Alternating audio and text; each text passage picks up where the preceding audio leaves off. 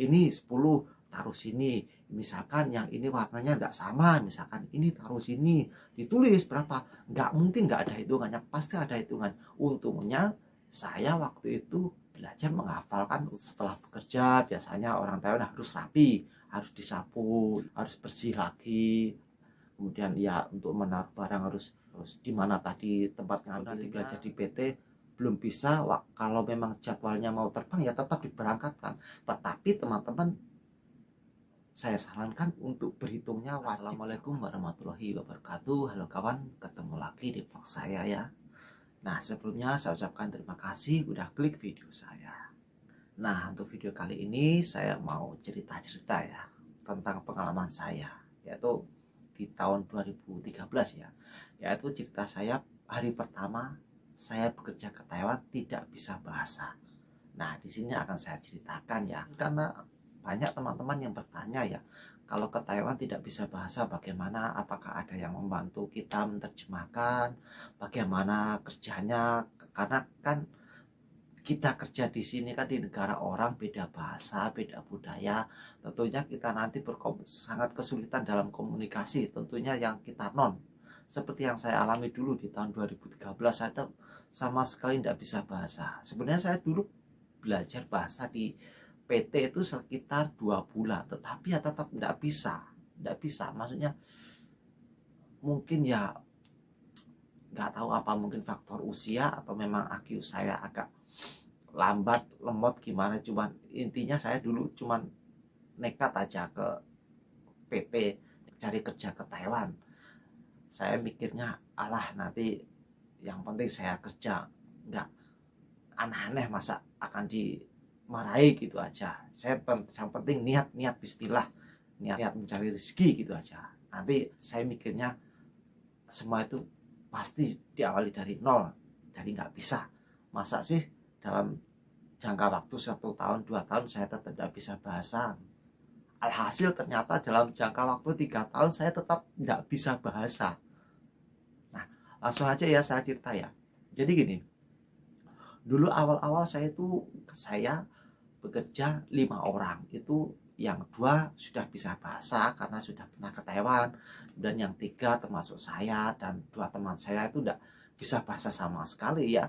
Datang ya pertama ya tetap diantar sama agensi, diarahkan. Nanti ya sebelumnya ya diajak ke kantor untuk mengisi dokumen-dokumen itu ya, kemudian untuk melengkapi, untuk dibacakan persyaratannya, nanti aturannya, bekerja jam segini, lembur harus mau, tidak boleh bolos, ya semacam aturan-aturannya lah dibacakan oleh pihak pabrik ya, kemudian diterjemahkan oleh agensi.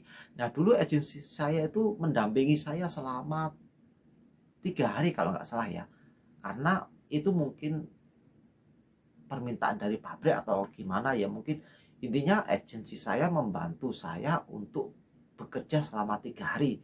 Jadi mandor saya itu misalkan menyuruh apa itu ngomongnya ke agensi, kemudian agensi menjelaskan nanti pekerjaan kamu seperti ini, kerja bagian ini, kamu ini, jam segini istirahatnya jam sekian, tidak boleh terlambat, dan istirahatnya jam 12 sampai jam 1, kemudian ada waktu istirahatnya yaitu selama 10 menit, yaitu jam 10 pagi itu ada istirahat 10 menit, kemudian ada lagi untuk keduanya itu jam 3 selama 10 menit.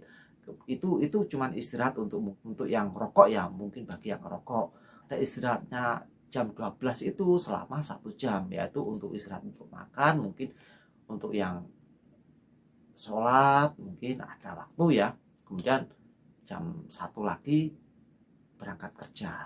Nah, itu penjelasan dari agensi saya dulu menjelaskan, itu arahan dari mandor bilang ke agensi menjelaskan kepada saya waktu itu ya. Saya setelah bekerja didampingi agensi selama 3 hari, hari keempat agensi saya tidak mendampingi ke-5 teman termasuk saya itu ya, itu bekerja itu tidak bisa bahasa ya. Kalau kita disuruh ya asal jalan apa itu, mandor itu kalau ngasih petunjuk itu ya pakai apa, bahasa isyarat lah, pakai tangan. Mungkin kalau misalkan 5 ya tangannya 5, kemudian kalau 10 ya 10, kemudian kalau suruh mengerjakan ya barangnya dipegang oleh mandornya, kamu pekerjakan ini, dikasih contoh, disuruh gosok misalkan, atau ini kamu taruh di sini, ini tempel-tempel, di contohnya seperti ini ya, ya pakai gerakan. Mandornya juga paham kalau kita tidak bisa bahasa. Nah, untungnya ya, itu dulu saya berangkat ke Taiwan itu saya ingat sama Lose, guru bahasanya yang di PT ya. Itu meskipun tidak bisa bahasa sama sekali, paling tidak punya dasar, kemudian wajib harus bisa berhitung. 1 sampai 100 itu harus belajar berhitung. Karena apa? Kita nanti bekerja di Taiwan itu tidak mungkin hanya sekedar dikerjakan lalu diletakkan asal-asalan, pasti ada hitungannya. Jadi gini, mandor itu kalau menyuruh pakai kode, ini dipegang, ini kamu kerjakan, misalkan tidak bisa bahasa, mandor menulis itu angkanya, ini kamu tulis, ini 10 taruh sini, misalkan yang ini warnanya nggak sama, misalkan ini taruh sini, ditulis berapa, nggak mungkin nggak ada hitungannya, pasti ada hitungan. Untungnya saya waktu itu belajar menghafalkan hitungan. Jadi dari pengalaman ini buat teman-teman, misalkan nanti yang belum bisa bahasa, saya sarankan untuk belajar berhitung. Meskipun teman-teman tidak bisa bahasa, nggak masalah. Dulu saya juga tidak bisa bahasa sama sekali. 0 kalau disuruh bahasa. Bisanya mungkin iya atau tidak, gitu aja. Kalau untuk belajar berhitung 1 sampai 100 itu cepat kawan. Nggak sampai 2 minggu, nggak sampai, paling seminggu sudah hafal. 1 minggu itu udah hafal. Yang penting untuk belajar berhitungnya teman-teman nanti dihafalkan beneran. Jadi bener, nanti kalau teman-teman ke Taiwan nggak bisa berhitung, waduh susahnya itu. Kalau masalah kita nggak bisa bahasa nggak masalah, kita kan kerja, nggak mungkin akan ngobrol, pasti kita ya disuruh diem. Yang penting kita bisa berhitung. Nanti mandor kalau menyuruh pakai kode tangan atau pegang barangnya, ini kamu kerjakan, ini kamu kerjakan, itu pasti dipegang barangnya. Misalkan menyuruh untuk menyapu gitu aja, mandor juga pasti pegang sapu, ini sapu gitu, contohnya itu misalkan deh ya. Tapi kita kalau bekerja di pabrik kan ya mungkin bisa saja kita disuruh menyapu misalkan kotor gitu, contohnya itu. Nah, itu cerita saya setelah agensi saya nggak mengikuti untuk mendampingi saya ya untuk hari yang keempat ya, dan seterusnya ya. Agensi datangnya ya mungkin awal-awal ya 2 minggu, 2 minggu lagi datang, dan setelah itu 1 bulan sekali baru datang biasanya. Nggak datang terus, nggak. Biasanya untuk awal-awal mungkin 2 minggu datang, 2 minggu gimana, ada masalah atau enggak, itu biasanya. Kemudian kalau kita sudah dirasa ada agak lancar, itu nanti agensi mungkin akan mengunjungi kita mungkin 1 bulan sekali. Itu pengalaman saya yang dulu-dulu ya. Misalkan kita ada masalah, itu mandornya mungkin kalau ingin ngomong ke kita mungkin hanya terbatas, nggak mungkin, karena mandornya mau ngomong banyak juga kita nggak terlalu paham. Paling-paling juga mandornya ngomongnya ke agensi, telepon, baru agensi datang ke kita, oh kemarin ada masalah ini kamu kenapa, mungkin itu misalnya. Atau mungkin agensi yang nggak datang, mungkin agensi telepon, punya nomor kita kan biasanya gitu. Itu masalah dimarahin itu sudah biasa ya, nggak masalah. Yang penting kita teman-teman nanti mentalnya harus kuat, dan mandor marah ya diterima di kuping kanan, keluarkan ke kuping kiri, gitu aja. Kemudian untuk belajar bahasanya, yang penting belajar bahasa berhitung itu yang lebih penting. Soalnya kalau kita nggak bisa bahasa nggak masalah, kita lambat laun akan bisa. Meskipun nanti setahun, 2 tahun, 3 tahun nggak bisa bahasa, ya paling nggak ya sedikit-sedikit bisa lah. Yang penting pertama kali ke Taiwan harus bisa berhitung. Kalau nggak bisa berhitung susah, bahasa percakapan sehari-hari nggak bisa, berhitung nggak bisa. Padahal berhitung itu lebih singkat, lebih cepat untuk dihafalkan. Itu aja.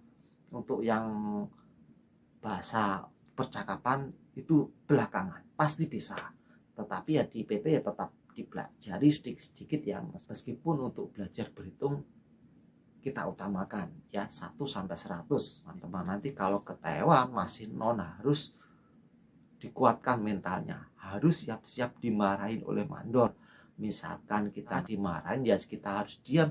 Kalau nggak diam gimana kita untuk membela diri juga nggak bisa, ya kan? Dan untuk belajar berhitungnya harus dihafalkan, karena berhitung di Taiwan itu sangat penting. Karena mandor tidak akan menyuruh kita tanpa ada perhitungan. Kalau untuk mengerjakan barang pasti disuruh menghitung, baik nanti di bagian produksi atau bagian packing, pengepakan, itu pasti disuruh menghitung. Nggak mungkin suruh mengerjakan, suruh taruh aja, karena mandor itu juga punya target dari atasan, suruh mengerjakan sebanyak ini. Kalau kita perhitungannya salah satu saja atau salah dua, itu mandor sudah marah biasanya gitu. Itu orang Cina ya, orang Cina itu harus ada perhitungannya, itu sangat sangat teliti ya. Rusak sedikit juga nggak boleh, harus hati-hati ya. Nah, kemudian untuk menaruh barang ya, untuk naruh barang misalkan orang Taiwan itu, misalkan barangnya tadi ada di laci, terus teman-teman ambil, setelah selesai ya ditaruh kembali ke laci. Misalkan ambil barang A dari tempat mejanya di sebelah kanan, ya taruh lagi, jangan setelah ambil main tinggal aja. Itu orang-orang Taiwan tuh sangat disiplin, pasti akan marah, terutama mandor. Itu yang saya alami sampai saat ini. Saya bisa mengambil hikmahnya tuh, orang Taiwan tuh ya kebanyakan kedisiplinannya itu untuk menaruh barang itu, orangnya tuh lebih, kalau dari tempatnya dari sana ya ditaruh ke sana lagi ya. Misalkan saya sendiri ya, saya kalau naruh barang karena kadang kan mudah lupa, setelah saya ambil saya letakkan gitu aja, itu orang Taiwan pasti akan marah. Setelah bekerja biasanya orang Taiwan harus rapi, harus disapu, itu harus bersih lagi. Kemudian ya untuk menaruh barang harus di mana tadi tempat ngambilnya. Nah itu aja untuk bahasa komunikasi, nggak usah dipikir antara bisa nggak bisa. Meskipun nanti belajar di PT belum bisa, kalau memang jadwalnya mau terbang ya tetap diberangkatkan. Tetapi teman-teman, saya sarankan untuk berhitungnya wajib dihafalkan. Pasti dalam mengerjakan barang pasti ada hitungannya, nggak mungkin nggak dihitung. Nah, itu sedikit sharing saya. Nah, buat teman-teman, semoga ini bermanfaat. Mungkin buat teman-teman, jika ada pertanyaan seputaran TKI, bisa tulis di kolom komentar. Dan saya ucapkan terima kasih buat teman-teman yang udah klik tombol subscribe-nya. Buat yang belum tombol subscribe, silahkan tombol subscribe-nya. Itu aja ya, semoga bermanfaat. Wassalamualaikum warahmatullahi wabarakatuh.